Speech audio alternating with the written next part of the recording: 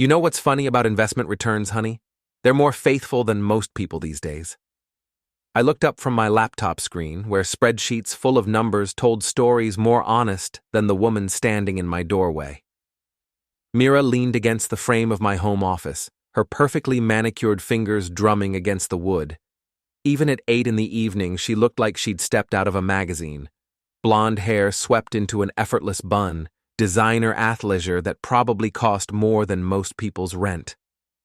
Very funny, Calder. She rolled her eyes and stepped into the room. Speaking of returns, I've been thinking about what we discussed last month. I saved my work and closed the laptop. Which discussion would that be? About having a baby. She moved closer, her voice taking on that breathy quality she used when she wanted something. I think it's time we really tried. Something in her tone made my skin crawl, but I kept my expression neutral. Is that so?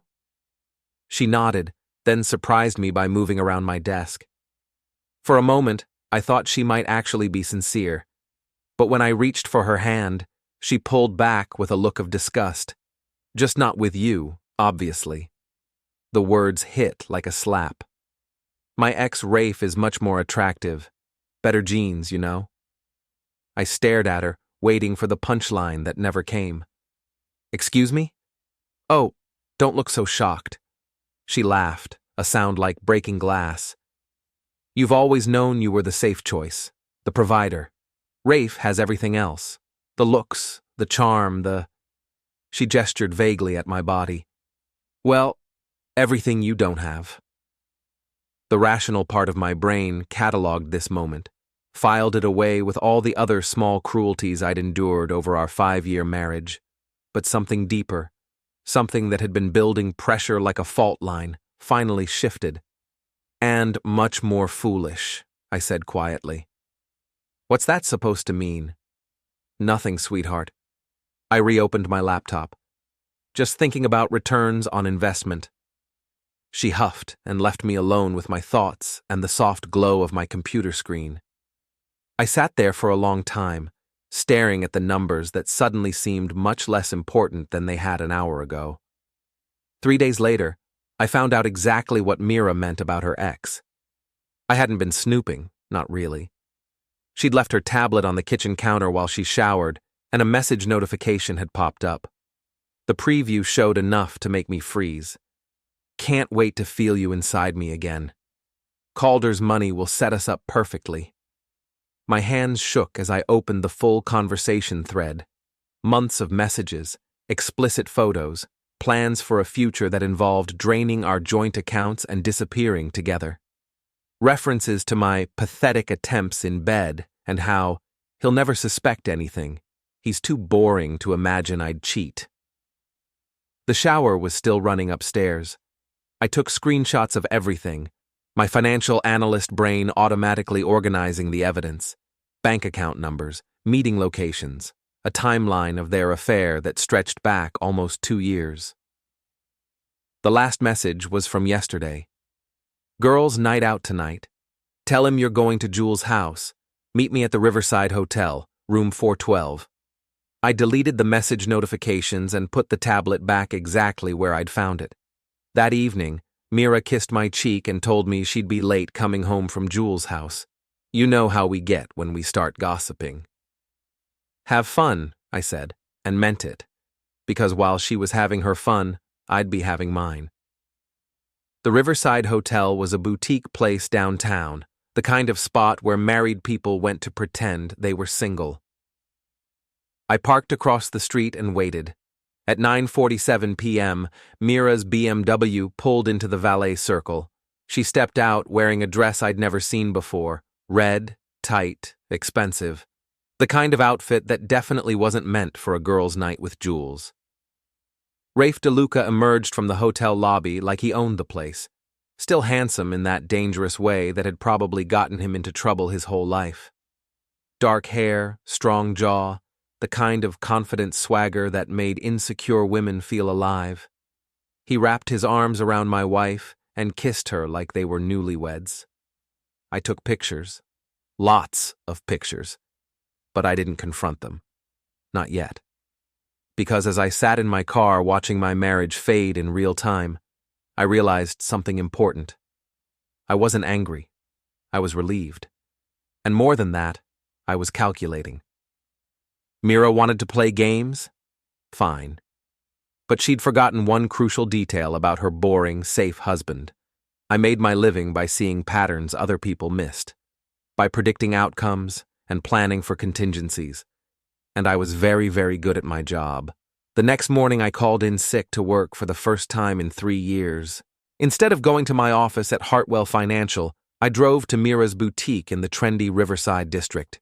Mira's closet occupied a prime corner location with floor-to-ceiling windows and the kind of minimalist aesthetic that screamed expensive taste. Sienna Martinez, Mira's store manager, looked up from the register when I walked in. She was 29, sharp-eyed, and had been running the day-to-day operations while Mira played socialite. I'd always liked Sienna. She was smart, hard-working, and had never quite mastered the art of hiding her resentment. "Hey, Calder. Mira's not in yet?" She glanced at her watch. "Actually, she's not scheduled until noon." "That's okay. I wanted to talk to you, actually." Sienna's eyebrows rose. In 5 years, I'd maybe exchanged 50 words with her total. "Oh, about what?" "About the future of this place." I looked around the store, noting the expensive inventory, the prime location, the obvious overhead costs. "Business has been good?" "Good enough." She was being cautious now. "Why?" "Because I'm thinking about making some changes to my investment portfolio.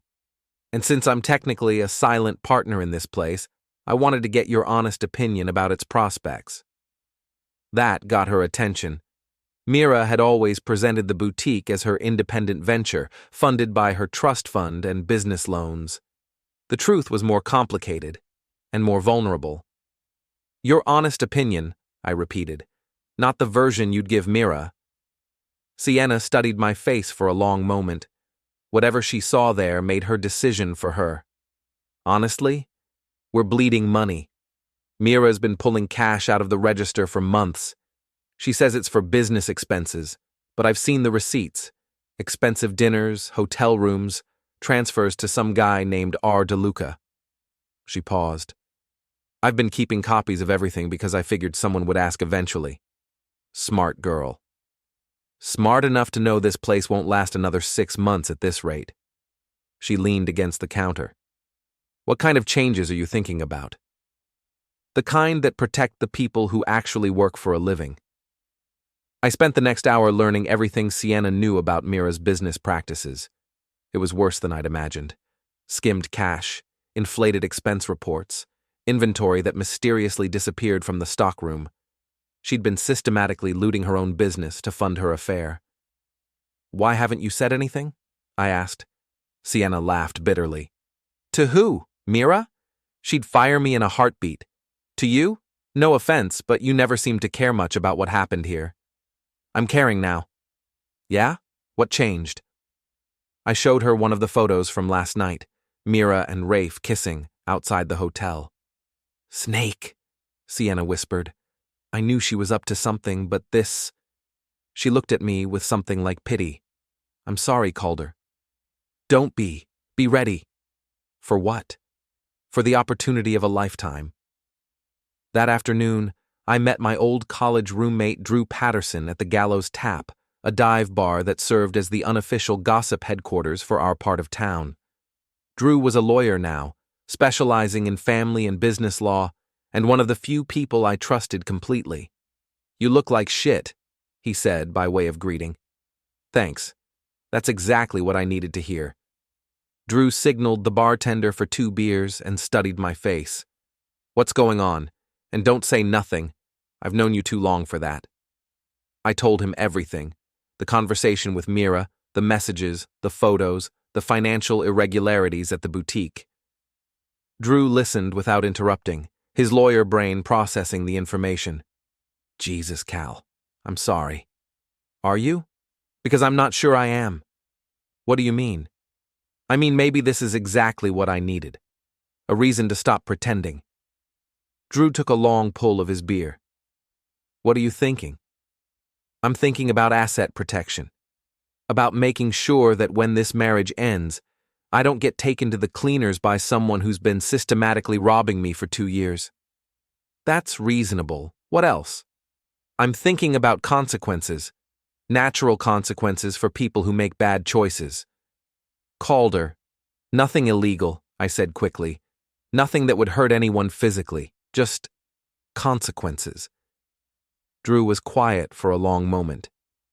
You want my advice as your lawyer or as your friend? Both. As your lawyer, I'd say document everything, protect your assets, and file for divorce as soon as possible. As your friend, he grinned, I'd say it's about damn time you grew some teeth. We spent the next 2 hours planning.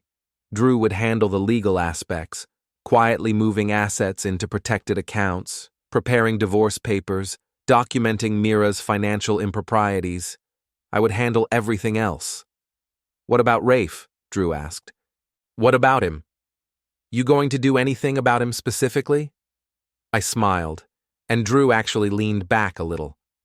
Rafe DeLuca thinks he's the smartest guy in the room, thinks he can waltz in and take another man's wife, another man's money, another man's life. But here's the thing about guys like Rafe. They're used to getting by on charm and looks. They don't plan for contingencies. And you do. I do. I raised my beer in a mock toast. To contingencies. That night, Mira came home at 2 a.m. smelling like expensive cologne and guilt. She slipped into bed beside me, probably thinking I was asleep. How was Jules? I asked quietly. She stiffened. Fine, good. We talked about girl stuff. Must have been some conversation. Yeah, well, you know how it is. I did know how it was, but soon, so would everyone else. Oscar Whitman was old money, the kind of New England aristocrat who wore his wealth like a well-tailored suit. He owned half the commercial real estate in town and had been Mira's primary investor when she opened the boutique. More importantly, he hated drama, valued discretion, and had zero tolerance for people who wasted his money. I'd met him exactly twice in 5 years, both times at charity functions where Mira had paraded me around as her brilliant financial analyst husband. He probably wouldn't have recognized me on the street, which made him perfect for what I had in mind.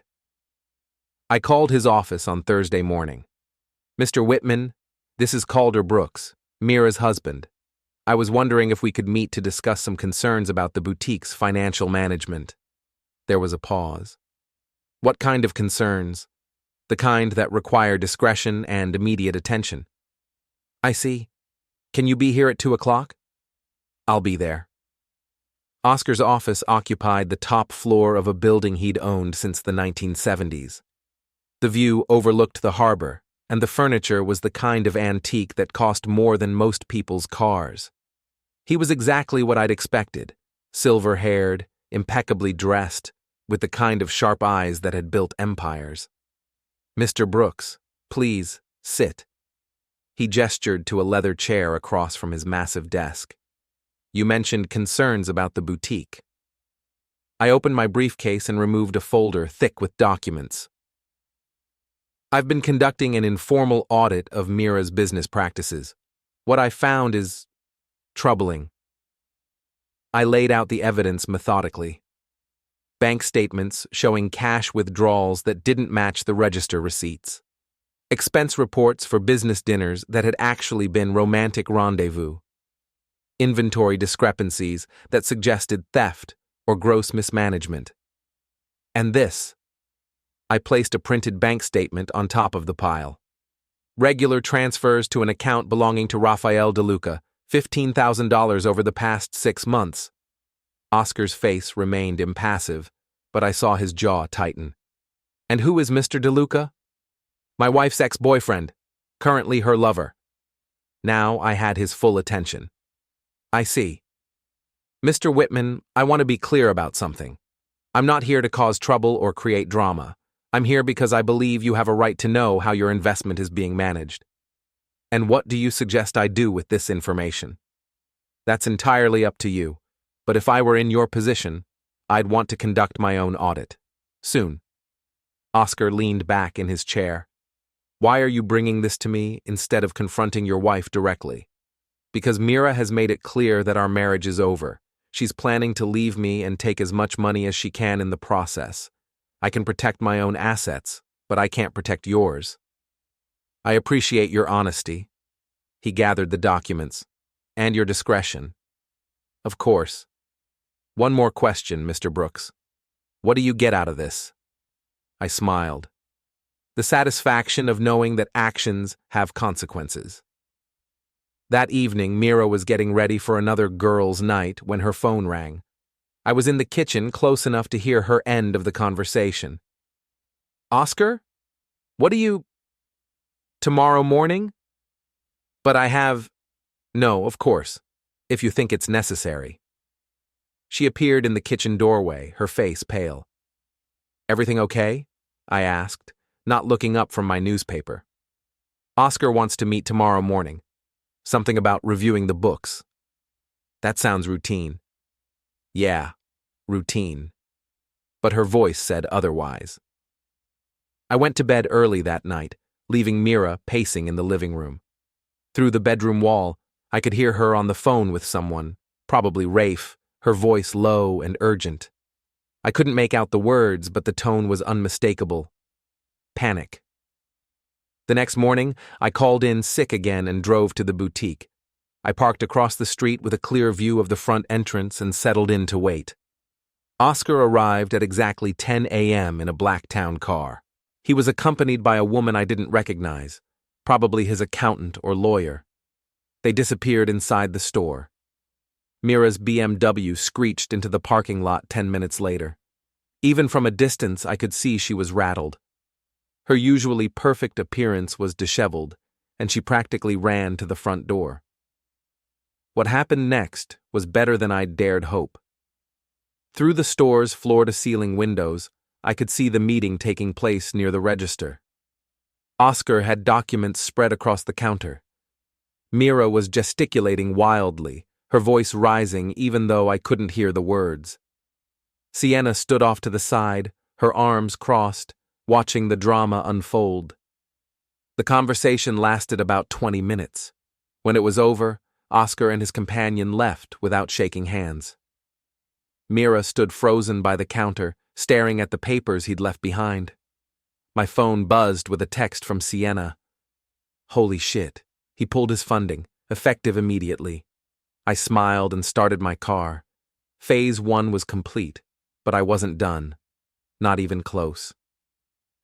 That afternoon, I drove to DeLuca Import Motors, Rafe's used car dealership on the outskirts of town. It was exactly what I'd expected. Flashy, slightly seedy, the kind of place that sold overpriced European cars to people who wanted to look more successful than they were. Rafe was in the lot, talking to a potential customer beside a red Ferrari that probably had more miles on it than the odometer showed. He looked every inch the successful businessman in his expensive suit and designer sunglasses. I parked at a coffee shop across the street and watched him work, smooth, confident, completely unaware that his world was about to collapse. My phone rang. Drew. How'd it go with Oscar? Better than expected. He pulled Mira's funding. Jesus, that was fast. Rich people don't like being stolen from. Who knew? I watched Rafe shake hands with his customer. What's the status on the asset protection? Done.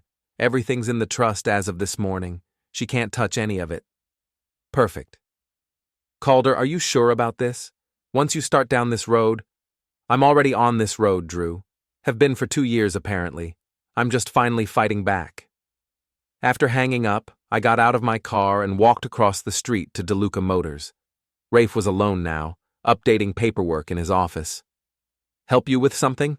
He asked without looking up. Actually, I think I can help you. He glanced up, and I saw the moment of recognition. His face went through several expressions: surprise, confusion, then something like fear. You're Calder Brooks. I am. And you're the man who's been sleeping with my wife. Rafe stood slowly, his hand moving toward his desk drawer. Look, man, I don't want any trouble. Neither do I. That's why I'm here to make you an offer. What kind of offer? The kind that keeps both of us out of trouble. I sat down in the chair across from his desk, uninvited. See, Rafe, I know all about you and Mira. The affair, the money, the plans to run away together. I know about the 15 grand she's been funneling to you from her business. I know about the hotel rooms, the expensive dinners, all of it. His face had gone white. What do you want? I want you to disappear. Tonight. Leave town, change your number, and never contact my wife again. And if I don't? I smiled. Then I share what I know with some very interested parties. Your business partners, for instance. The ones who probably don't know you've been funding your lifestyle with stolen money. Or maybe the IRS. I bet they'd love to see your tax returns compared to your actual income. Rafe's jaw tightened. You can't prove anything. Can't I? I pulled out my phone and showed him one of the bank statements. Mira's been very sloppy with her record-keeping, and very chatty in her text messages. For a moment, I thought he might actually try to fight me. He was bigger, younger, probably stronger, but he was also guilty, and guilty people make bad decisions when they're cornered. This isn't over, he said finally. Yes, it is. You just don't know it yet. I left him standing in his office, staring at his phone like it might explode, which in a way, it was about to. I didn't have to wait long for the fireworks to start. Mira came home that evening like a hurricane in designer heels.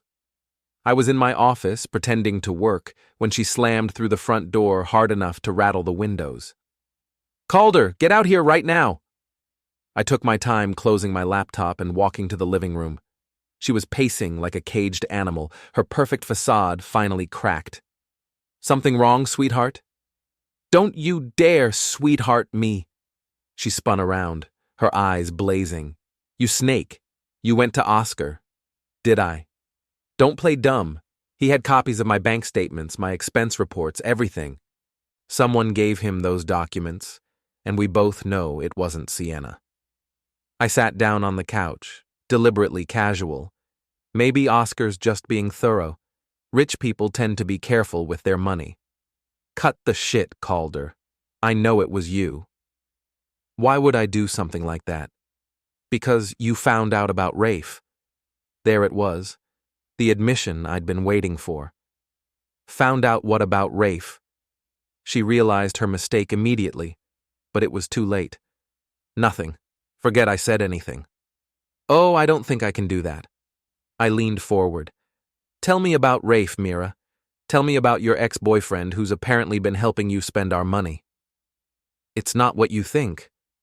Really? Because I think you've been having an affair for 2 years. I think you've been stealing money from your own business to fund hotel rooms and expensive dinners. I think you've been planning to leave me and take as much money as you can in the process. Her face went through the same progression of expressions I'd seen on Rafe's. Surprise, fear, then defiance. So what if I have? You think I was going to stay married to you forever? You're boring, Calder. You're safe and predictable and boring. Rafe makes me feel alive. And now he's gone. That stopped her cold. What do you mean, gone? I mean, I had a very interesting conversation with your boyfriend this afternoon. Turns out he's not as brave as he pretends to be, especially when faced with the possibility of criminal charges for receiving stolen money. You're lying. I pulled out my phone and showed her the text I'd received an hour ago. This is Rafe. My phone will be disconnected after tonight. Don't try to contact me. Mira grabbed for the phone, but I pulled it back. He sent that to you? He sent it to both of us, actually, though I suspect yours said something different. She was already dialing, her hands shaking. The call went straight to voicemail. She tried again with the same result. He wouldn't just leave, not without talking to me. Wouldn't he? What exactly did he have invested in this relationship besides easy money and easier closeness? The slap came so fast, I didn't have time to duck. My cheek stung, but I didn't move, didn't react. I just looked at her with the same calm expression I'd wear while reviewing a particularly boring financial report. Feel better? You bastard. You manipulative bastard. I'm manipulative? That's rich, coming from someone who's been planning to rob me blind. It's not robbery if it's community property. You're right. But theft from your business investors? That's actual robbery. Fraud, technically. She went very still. What are you talking about? I'm talking about the $15,000 you've transferred to Rafe over the past 6 months. Money that came directly from the boutique's operating account. Money that belonged to your investors. Those were legitimate business expenses. For what business? The business of sleeping with your ex-boyfriend? Another slap. This one I was ready for. You can't prove anything. Actually, I can. Bank records, text messages, hotel receipts, even some very interesting security footage from the Riverside Hotel. I stood up, suddenly tired of the game. It's over, Mira. The boutique is finished. Oscar pulled his funding today. Rafe is gone, and our marriage is done. You can't just decide that. I'm not deciding anything. I'm just acknowledging reality. I walked toward my office, then turned back. Oh, and Mira? You might want to check your credit cards. I had them canceled this afternoon. You what? Community property works both ways. Since you've been using our joint accounts to fund your affair, I figured it was time to close them, for both our protection. She was screaming now, but I closed the office door and turned up my music. Let her rage. Let her throw things. Let her call her friends and family and tell them what a monster I was. Because tomorrow, things were going to get much worse. The next morning, I woke up alone. Mira's side of the bed hadn't been slept in, and her car was gone from the garage. I made coffee and checked my phone. 3 missed calls from Drew, 2 from Sienna, and 1 from a number I didn't recognize. I called Drew back first. Jesus, Cal. Where have you been? I've been trying to reach you all morning. What's wrong? Mira showed up at my office at 7 a.m. She was intense. What did she want? Access to the trust accounts. She seems to think I'll help her if she explains how terrible you've been. I laughed. How'd that work out for her? About as well as you'd expect. But Calder, she's not done. She's hired a lawyer, some shark from Boston who specializes in high-conflict divorces. Good for her. Good for her? Cal, this guy's reputation is built on destroying husbands in divorce court. Then it's a good thing I'm not planning to let this get to divorce court. There was a pause. What do you mean? I mean, I'm not done yet. After hanging up with Drew, I called Sienna. Calder? Thank God. It's been insane here. What's happening? Mira showed up this morning with some lawyer demanding access to the books. When I told them Oscar had already been through everything, she lost her mind, started screaming about how you'd poisoned everyone against her. Where is she now? Gone. But she fired me, said I was disloyal, and she never wanted to see me again. I'm sorry, Sienna.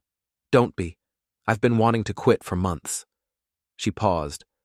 But Calder, she's planning something. I could see it in her eyes. She's not going to go quietly. Neither am I. That afternoon, I got confirmation of what Mira was planning. Jules Brennan, Mira's best friend since college, called me directly. Calder, we need to talk. About what? About what you've done to Mira, and about what she's planning to do to you. We met at a coffee shop downtown, neutral territory. Jules was everything Mira pretended to be, genuinely elegant, naturally beautiful, old money that didn't need to prove itself. She'd never liked me much, but she'd always been polite. Today, the politeness was gone. You snake, she said without preamble. Do you have any idea what you've done to her? I have a pretty good idea what she's done to me. She made a mistake. People make mistakes.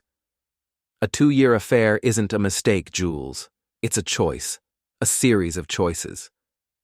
So you decided to destroy her entire life? I decided to stop letting her destroy mine. Jules leaned forward, her voice dropping. She's talking about going nuclear, Calder, claiming abuse, fraud, whatever it takes to make you pay. Let her try. You don't understand. She has friends, connections, people who will believe her story over yours. What story? That you're a controlling, manipulative husband who cut off her access to money and sabotaged her business out of jealousy. I laughed. And what's your role in this story? I'm supposed to be a witness to your controlling behavior, how you isolated her from friends, monitored her activities, made her afraid to leave the house. And will you be? Jules studied my face for a long moment. That depends. On what? On whether you're willing to be reasonable, give her what she wants in the divorce, and this all goes away quietly. What does she want? Half of everything, plus ongoing support, plus a settlement for emotional damages. How much? $2 million. I actually laughed out loud. $2 million for the privilege of being cheated on and robbed? That's quite a business model. It's better than what happens if you fight her, which is complete destruction. Your reputation, your career, your future. She'll make sure everyone knows what kind of man you really are. I signaled for the check. Tell Mira I said no. Calder, don't be stupid. You can't win this fight. Watch me. That evening, I called a meeting at the Gallows Tap. Drew, Sienna, and Barb Kowalski, the bar's owner and unofficial information broker for half the town. If you wanted to know who was sleeping with whom, who was behind on their mortgage, or who was about to get fired, Barb was your source. So, Barb said after I'd explained the situation, your wife's trying to frame you for abuse and fraud. That's the plan, apparently. And you want to what exactly? I want to make sure the truth comes out before the lies take hold. Barb grinned. Honey, I've been waiting years for someone to take that prissy snake down a peg. What do you need? What I needed was simple. Witnesses. People who had seen Mira's real behavior over the years. The boutique employees she'd berated and fired. The charity volunteers she'd treated like servants. The service workers she'd stiffed on tips. Mira's spent 5 years building a reputation as the perfect wife and businesswoman, I explained. But reputations are fragile things. All it takes is the right people telling the right stories. And you want me to encourage those people to start talking? I want you to give them permission to tell the truth. Over the next 2 hours, we planned what Drew would later call the most comprehensive character assassination in local history. By the time we were done, I had a list of 23 people who were ready to share their experiences with Mira Brooks. The war was about to begin in earnest. The annual Harbor Light Foundation Gala was the social event of the season. 500 of the city's most influential people gathered to raise money for local charities and, more importantly, to see and be seen. Mira had been on the planning committee for 3 years running, and she'd been looking forward to this year's event as her moment to shine. She had no idea it was about to become her public execution. I arrived at the Waterfront Convention Center at exactly 7 p.m., fashionably on time in my best tuxedo. The ballroom was already crowded with the usual suspects: politicians, business owners, old money families, and social climbers all mingling over champagne and canapes. Mira was holding court near the silent auction tables, surrounded by her usual circle of admirers. She looked stunning in a black evening gown that probably cost more than most people's monthly salary. For a moment, I almost felt sorry for what was about to happen. Almost. Calder! Oscar Whitman appeared at my elbow, looking every inch the distinguished philanthropist. I'm glad you could make it. Wouldn't miss it. I trust everything is progressing smoothly? Very smoothly. Thank you for your assistance. Oscar nodded and melted back into the crowd. He'd been more helpful than I'd dared hope, using his considerable influence to ensure that certain people would be in attendance tonight. I made my way through the crowd, shaking hands and making small talk, playing the role of the successful businessman everyone expected me to be. But I was also positioning myself, making sure I had clear sightlines to all the key players. At 8:30, the formal program began. The Foundation's president gave his usual speech about community service and charitable giving. Then came the award ceremony, recognizing the year's biggest donors and volunteers. Mira's name was called as Volunteer of the Year. She practically floated to the stage, her smile radiant as she accepted the crystal trophy and stepped up to the microphone. The applause was warm and genuine. These people had no idea what was coming. "Thank you so much for this honor," she began, her voice carrying easily through the sound system. "As many of you know, giving back to our community has always been my passion." She was 3 minutes into her speech when the first interruption came. "Excuse me." The voice came from the back of the room, clear and carrying. Everyone turned to see Sienna Martinez standing near the entrance, dressed in a simple black dress that made her look older, more serious. "I'm sorry to interrupt, but I think people should know the truth about Mira Brooks." A murmur ran through the crowd. Mira's face went white, but she maintained her composure. "I'm sorry, but this isn't the appropriate time or place for—" "When is the appropriate time?" Sienna stepped forward, her voice growing stronger. "When is it appropriate to talk about how you've been stealing money from your business? How you've been lying to your investors and your employees?" The murmur became a buzz. People were pulling out phones, some recording, others texting. This was exactly the kind of drama that would be talked about for years. "Security!" Mira called, but Oscar Whitman was already moving toward the stage. "Let her speak," he said quietly, but his voice carried. "I think we all deserve to hear this." Sienna didn't need any more encouragement. For 2 years, I watched Mira Brooks systematically loot her own business. Cash skimming, fake expense reports, inventory theft. She was stealing money to fund an affair with her ex-boyfriend. "That's a lie." Mira's composure finally cracked. "She's a disgruntled employee who—" "I have documentation." Sienna held up a thick folder. Bank statements, receipts, text messages, everything. That's when the second shoe dropped. "So do I." This voice came from the other side of the room. Janet Morrison, one of Mira's former boutique employees, stepped forward. "She fired me for asking questions about missing inventory, but not before I copied the security footage. And I have recordings of her phone calls." This from Amy Chen, another former employee. Calls where she bragged about manipulating her husband and stealing from her business. What happened next was like watching a dam burst. One by one, people stepped forward with their own stories. The charity volunteers Mira had abused, the service workers she'd humiliated, the suppliers she'd stiffed on payments. But the final blow came from an unexpected source. "Ladies and gentlemen," the voice was smooth, professional, and completely devastating. "My name is Detective Ray Lasky with the City Police Department.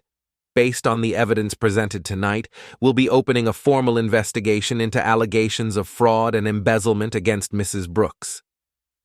The room erupted. Cameras flashed. People surged toward the stage. In the chaos, I saw Mira's face, pure panic, her carefully constructed world collapsing in real time. She tried to run, but there was nowhere to go. The crowd pressed in from all sides, everyone wanting to be part of the drama. Someone knocked over a champagne fountain. A woman screamed. Security guards pushed through the crowd, but they were too late. Mira Brooks, Volunteer of the Year, was trapped on stage in front of 500 people as her life imploded. But I wasn't done yet. If I could have everyone's attention. My voice cut through the chaos as I stepped onto the stage. The crowd quieted, sensing that the main event was about to begin. "My name is Calder Brooks, and I'm Mira's husband." I looked directly at her, saw the fear in her eyes. "I think there's something else everyone should know." I pulled out my phone and connected it to the sound system. The text messages I'd screenshot from Mira's tablet filled the large screens around the room. Can't wait to feel you inside me again. Calder's money will set us up perfectly. He's so boring in bed. You make me feel like a real woman. The divorce will be final soon, and then we can disappear together." The crowd was silent now, hanging on every word. Mira looked like she might faint. "But here's my favorite," I continued, scrolling to the last message. This is from yesterday, after Mira realized her plan wasn't working out. The final text appeared on screen. "If I can't have the money, I'll destroy him. I'll claim abuse, fraud, whatever it takes. He'll pay for humiliating me." The silence stretched for what felt like hours. Then someone started clapping. Slowly at first, then faster, until the entire room was applauding. Not for Mira, for me. "You bastard," she whispered, her voice barely audible over the noise. "You manipulative bastard." "No, Mira," I said, my voice carrying through the microphone. "I'm just someone who finally learned to play your game better than you do." That's when she snapped. Mira launched herself at me, screaming incoherently, her manicured nails aimed at my face. I stepped aside easily, and she stumbled, her heel catching in her dress. She went down hard, the crystal trophy shattering beside her. The crowd gasped, cameras flashed, someone called for paramedics, but I just stood there, looking down at the woman who had tried to destroy me, and felt nothing but satisfaction. "Ladies and gentlemen," I said into the microphone, "I give you the real Mira Brooks." As security guards helped her to her feet, as police officers moved in to ask questions, as the crowd buzzed with excitement over the greatest social disaster in the city's history, I walked calmly off the stage. Drew was waiting for me at the back of the room, grinning like a maniac. "Holy shit, Cal, that was—" He shook his head. "That was beautiful. It was necessary. What happens now?" I looked back at the stage, where Mira was being led away by police officers, her perfect facade finally and completely shattered. Now she faces the consequences of her choices, all of them. 3 hours later, I was sitting in my living room with a glass of very expensive whiskey when my phone rang. The caller ID showed Mira's number, but the voice was different, older, male, angry. "Mr. Brooks, this is Richard Brennan, Jules's father. I think we need to talk." "About what?" "About ending this madness before it goes any further." "I'm afraid I don't know what you mean." "Don't play games with me, son. You've made your point. You've humiliated Mira in front of the entire city, but if you think you can destroy one of our families without consequences, you're mistaken." I leaned back in my chair, suddenly very interested. "Are you threatening me, Mr. Brennan?" "I'm offering you a way out. Drop the charges, agree to a quiet divorce, and we'll make sure you're compensated for your inconvenience." "How much?" $500,000, cash, and a guarantee that none of this goes any further." "That's generous, but I'm afraid I'll have to decline." There was a long pause. "You're making a mistake, Brooks." "No, Mr. Brennan, I'm finishing one." I hung up and turned off my phone. Tomorrow would bring new challenges, new attempts to buy me off or intimidate me into backing down. But tonight, I was content to sit in my quiet house and savor the taste of victory. Mira had wanted to play games with my life, my money, my future. She'd thought she could manipulate and betray me without consequences. She'd been wrong, and now everyone knew it.